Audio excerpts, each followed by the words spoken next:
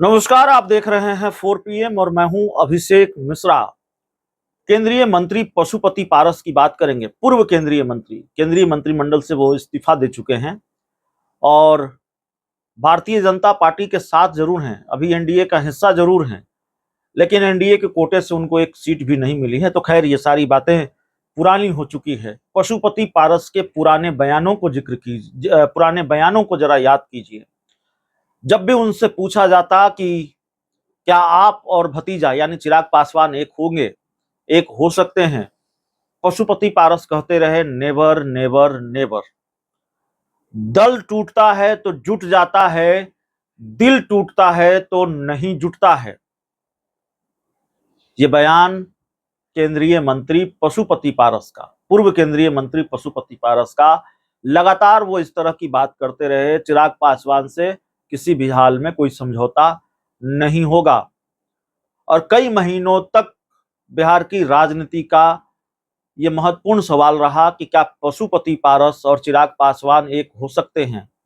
चाचा भतीजे की दोस्ती हो सकती है, चाचा भतीजा एक होंगे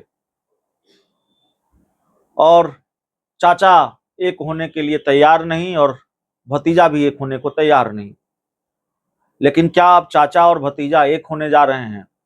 पशुपति पारस ने अपनी तरफ से पेशकश कर दी है। पशुपति पारस चिराग पासवान के साथ खड़े हो गए हैं, सब कुछ भुलाकर। और पशुपति पारस ने अपनी तरफ से कह सकते हैं कि संबंधों को सुधारने की कोशिश की है, पहल की है। और ये बात हम इसलिए कह रहे हैं कि एक मामला है जिस मामले ने तूल पकड़ लिया है। जमुई में तेजस्वी यादव की एक चुनावी जनसभा में कथित रूप से कुछ नेता कार्यकर्ता आरजेडी के, वो नेता थे, कार्यकर्ता थे, आम लोग थे, लेकिन तेजस्वी यादव मंच पर भाषण दे रहे थे और मंच के नीचे से कुछ लोग चिराग पासवान को गाली बक रहे थे। आप किसी नेता से सहमत हो सकते हैं, असहमत हो सकते हैं, लेकिन लोकतंत्र में गाली गलौज की क्या जगह होनी चाहिए? चुनाव में नहीं, किसी भी स्थिति परिस्थिति में गाली गलौज की क्या जगह होनी चाहिए? आप कैसे किसी को गाली दे सकते हैं? तो इस मामले ने तूल पकड़ लिया है। अब हालांकि इसमें तेजस्वी यादव की कोई भूमिका रही न रही, तेजस्वी यादव तो मंच पर भाषण दे रहे थे, लेकिन चिराग पासवान नाराज हैं, भड़के हुए हैं कि तेजस्वी यादव ने मना नहीं किया, तेजस्वी यादव ने इस पर आपत्ति नहीं जताई, रोका नहीं।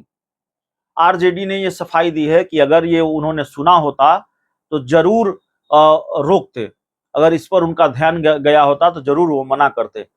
लेकिन चिराग पासवान इसको जंगल राज बता रहे हैं। इस मामले ने इतना तूल पकड़ा है कि एनडीए का प्रतिनिधिमंडल आज जाकर निर्वाचन आयोग पहुंच गया। उसके बाद बीजेपी के कई नेताओं ने इसको लेकर मामला भी दर्ज कराया है आरजेडी के नेताओं कार्यकर्ताओं के खिलाफ। और इसी मामले में अब पशुपति पारस की प्रतिक्रिया आई है।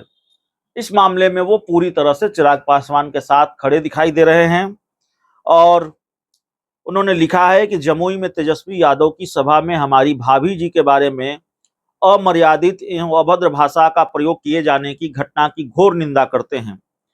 इस प्रकार की भाषा माफी के योग्य नहीं है। बिहार सरकार से इस प्रकार के असामाजिक तत्वों के खिलाफ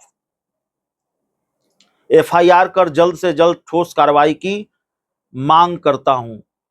तो ये पशुपति पारस का ट्वीट है। आप कह सकते हैं चिराग पासवान को गाली दी गई तो पशुपति पारस उसी परिवार के हिस्सा है, उसी परिवार का हिस्सा है। भले ही तल्खी है, लेकिन परिवार तो स्वर्गीय रामविलास पासवान के परिवार का ही हिस्सा है। पशुपति पारस भी, चिराग पासवान भी।